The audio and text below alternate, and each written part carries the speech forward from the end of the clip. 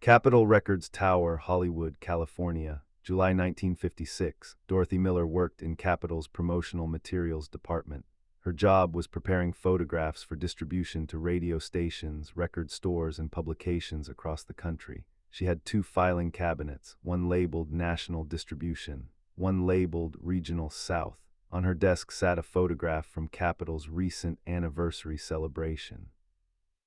The photo showed Capitol's top recording artists standing together: Frank Sinatra, Dean Martin, Peggy Lee, and Nat King Cole positioned prominently in the center front row. Dorothy pulled out two versions of this same photograph. Version A, National Distribution, all artists visible. Nat King Cole smiling, elegant, unmistakably present. Version B, Regional South, the same photo, but Nat King Cole had been carefully removed, airbrushed out, his figure erased, the background filled in where he'd stood. The other artists repositioned slightly in the retouching to close the gap. Where Nat had been, there was now just empty space and carpet. Dorothy filed version A for shipment to northern and western markets. Version B went to distributors in Mississippi, Alabama, Georgia, South Carolina, Louisiana. Two versions of reality. One that acknowledged Nat King Cole existed. One that erased him entirely. This wasn't unusual. This was standard procedure. Every promotional photo featuring Nat with white artists got the same treatment. Two versions, one truthful, one edited. Capitol Records was literally erasing one of their biggest stars from photographs to avoid offending Southern racism. Before we dive into how Capitol Records maintained two versions of every promotional photograph, one showing Nat King Cole with white artists, one with his image airbrushed out, how former Capitol employees later confirmed this systematic practice, and how the company enabled Southern race mixing fears by creating literal visual erasure while profiting from Nat's music. Let me ask, where are you watching from? Drop a comment, because this story about institutional complicity in racist erasure is as relevant in 2026 as it was in 1956. The practice started in the early 1950s as Nat King Cole became increasingly successful and Capitol began featuring him in group promotional materials with their white artists. The problem wasn't Nat alone in photographs. Southern distributors and retailers would display those. A successful black artist by himself was acceptable, even marketable. The problem was integration, photographs showing Nat with white artists, standing together, smiling together, appearing as equals and colleagues. That suggested social equality, that showed race mixing, and Southern retailers, radio station program directors, and distributors made clear they wouldn't display such images. Capitol's response wasn't to challenge this racism. It was to accommodate it through photo manipulation. The promotional department developed a two-track system. Any photograph that would be distributed nationally got processed twice. First, the original photo was prepared for northern and western markets. No alterations beyond standard touch-ups, lighting adjustments, minor blemish removal, the routine cosmetic work done on all publicity photos. Second, the same photo was sent to the retouching department with specific instructions: remove Cole, fill background, adjust positioning if necessary to close gap. The retouching was done by hand. This was decades before Photoshop. Skilled artists would use airbrush techniques, paint, and careful photographic reproduction to erase Nat's image. They'd paint over his figure with background matching colors. If he'd been standing in front of a curtain, they'd extend the curtain pattern over where he'd been. If he'd been on a stage, they'd fill in more stage. If others were standing next to him, they'd be repositioned slightly to close the gap. The goal was to make it look like Nat had never been in the photo at all. Not cropped out, that would leave obvious gaps and questions, completely erased with the image seamlessly reconstructed around his absence. The technical skill required was considerable. Bad airbrushing looks obvious. Capitals. Retouching department was good enough that casual viewers wouldn't notice anything wrong with the Southern version. They'd just see Capitol's white artists in a group photo. Only if you had both versions side by side would you see the manipulation. Would you notice the slightly awkward spacing where someone had been removed? Would you see the too perfect background fill where a person should cast a shadow?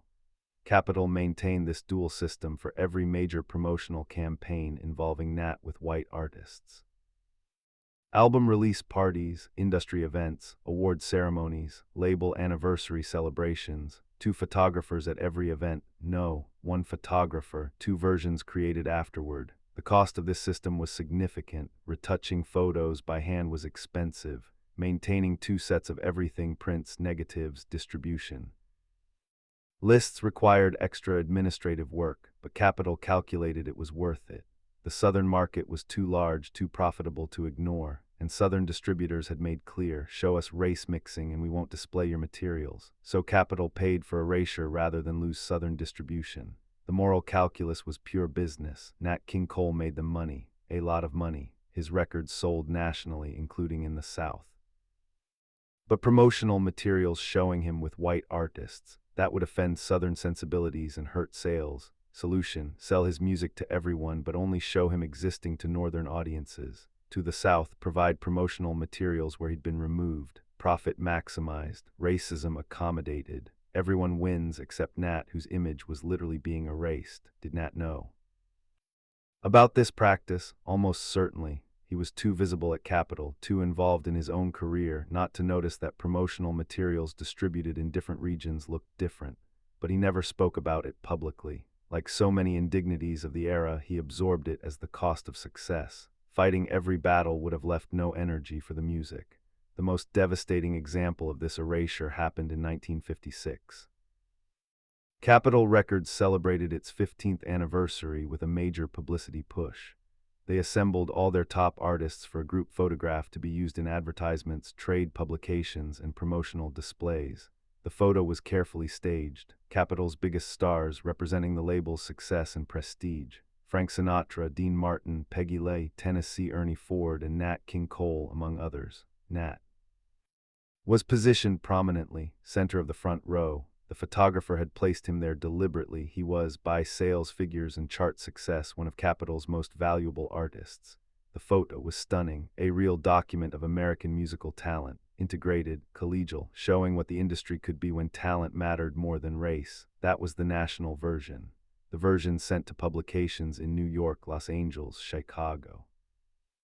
The version displayed in record stores in integrated neighborhoods. The Southern version was different. Nat King Cole had been airbrushed out. Where he'd stood in the center front row, there was now just empty carpet and background. The other artists had been slightly repositioned to make the gap less obvious, but it was still there if you looked carefully.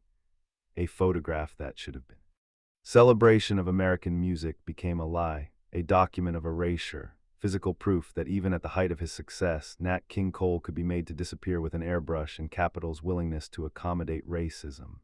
The practice wasn't unique to Capitol. Other labels did similar things, but Capitol's erasure of Nat King Cole was particularly systematic because he was so successful and so frequently included in group promotional materials. Lesser-known black artists might not have been in group photos at all, avoiding the problem, but Nat's success made him impossible to exclude from national promotions, while simultaneously making Southern distributors demand his removal from their versions. Former Capitol employees who worked in the promotional department in the 1950s later confirmed the practice. In interviews decades later, they described the two-filing cabinet system, the retouching department's specific skills in erasure, the routine nature of producing dual versions. Some expressed regret. We knew it was wrong, but it was company policy. If we'd refused, someone else would have done it. Others were more defensive. That was just how things were in the South. We were accommodating regional preferences, not creating the racism ourselves. But accommodation is complicity. Capitol didn't create Southern racism, but they enabled it, gave it what it demanded, made it easier for Southern markets to maintain segregated imagery even while selling integrated music. The physical evidence of this practice still exists. In Capitol's archives and in private collections, both versions of promotional photos can be found. The originals and the erased versions, side by side, they tell the story of systematic removal. Researchers studying Capitol's history have documented dozens of examples. Photos where Nat appears in one version and is absent from another. The airbrushing is sometimes visible under close examination. Slight color mismatches, unnatural shadow patterns, spatial relationships that don't quite work. The 1956 anniversary photo is the most striking because the erasure is so complete and the absence so obvious. In the national version, Nat anchors the composition. In the Southern version, there's just a strange, empty space where a major star should be. It's a visual metaphor for how racism works, not just preventing black success but erasing evidence of it. Nat King Cole was successful. He was selling records, he was making capital money, but his image could be removed, his presence denied, his existence airbrushed away from markets that didn't want to see black and white together. The practice revealed capital's priorities: profit over principle, market accommodation over moral courage. They'd sell Nat's music to anyone, but they'd erase his image for anyone who found his presence threatening. This wasn't passive complicity. This required active effort, hiring retouchers, maintaining two systems, carefully tracking which version went where. Capital invested resources in erasure. They could have sent one version everywhere and let Southern distributors deal with it, but that might have cost sales, might have generated resistance. Easier to do the erasure themselves, maintain the relationships, keep the profit flowing. The irony is brutal. Nat King Cole's voice couldn't be airbrushed out of recordings. Southern radio might ban his vocals, but his records still sold. His sound was too distinctive, too beautiful, too commercially successful to erase completely. But his image, that could be removed, that could be made to disappear. His face could be painted over, his body erased, his presence denied. Technology made this possible. Airbrush retouching was sophisticated enough by the 1950s to create seamless alterations. Before that technology, the choice would have been stark: include Nat or don't. But airbrush technology allowed a third option: include him for some audiences, erase him for others. Have it both ways, profit from his talent while accommodating racism's demand that he not be visibly present with white artists. The practice gradually ended in the late 1950s, not because capital developed principles, but because the cultural landscape shifted. As integration became more accepted nationally, the market for segregated promotional materials shrank. By 1960, Capitol was sending the same promotional photos everywhere, not because they decided erasure was wrong, but because maintaining two systems was no longer cost-effective. The erasure stopped when it stopped being profitable. The same calculus that created it ended it. No apologies were issued, no acknowledgement that the practice had been wrong. Capitol just quietly stopped producing two versions of everything and moved on. The historical record remains incomplete because much of this was deliberately undocumented. Capitol didn't want written policies saying erase the Negro artist for Southern distribution. They wanted plausible deniability. So the practice was maintained through unwritten understandings, verbal instructions, and institutional culture, the kind of systematic racism that's harder to prove because it was never officially codified. But the photos exist, both versions. The evidence is physical, visual, undeniable. Nat King Cole was there, then he was erased. Same photo, different markets, different reality presented. For young people today who grew up with Photoshop, this kind of image manipulation seems routine. Photos are edited constantly, digitally, seamlessly. But in the 1950s, this required significant skill and effort. Capitol was investing resources specifically to erase a black artist's presence from promotional materials because Southern markets found integrated imagery threatening. That's not passive reflection of cultural norms. That's active participation in maintaining segregation through visual culture. The story of Nat King Cole's erasure is also a story about what gets remembered and what gets forgotten.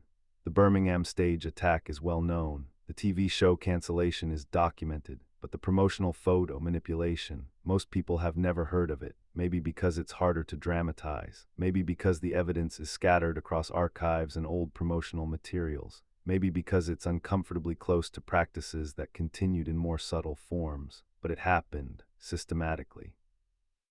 For years, one of the biggest stars in American music was being airbrushed out of photographs to accommodate Southern racism, and the company that profited from his talent enabled it. Capitol Records literally erased Nat King Cole from promotional photographs, not everywhere, just for markets where his visible presence with white artists was considered problematic. Two versions of reality, one that showed him, one that made him disappear. The voice remained, the image was removed, and Capitol counted the profits from both markets while pretending this was just business, not racism. That's the real story, not about Southern racism creating demands for segregated imagery, that's expected given the era, about Northern corporate entities actively enabling that racism through deliberate, systematic erasure. They airbrushed Nat King Cole out of photos, made him disappear, denied his presence, erased his image, all while selling his music and pocketing the profits. That's not accommodation, that's complicity. That's institutional racism with a retouching airbrush and 2 filing cabinets, and nobody faced consequences. Nobody apologized. The practice just quietly ended when it stopped being profitable, leaving behind only the evidence in archives, 2 versions of the same photo. One truthful, one erased, both real, both distributed, both part of how Capitol Records treated one of their greatest artists. Nat King Cole existed. Capitol Records sometimes pretended he didn't. That's the story, simple, brutal, documented, and mostly forgotten until you find both versions of the photo and realize what you're looking at, evidence of erasure. The technical process was meticulous. Retouching artists would study the background, curtain patterns, textures, folds, and carefully paint over Nat's image, extending the background across where he stood. Shadows were particularly challenging, requiring removal and replacement with appropriate lighting for empty space.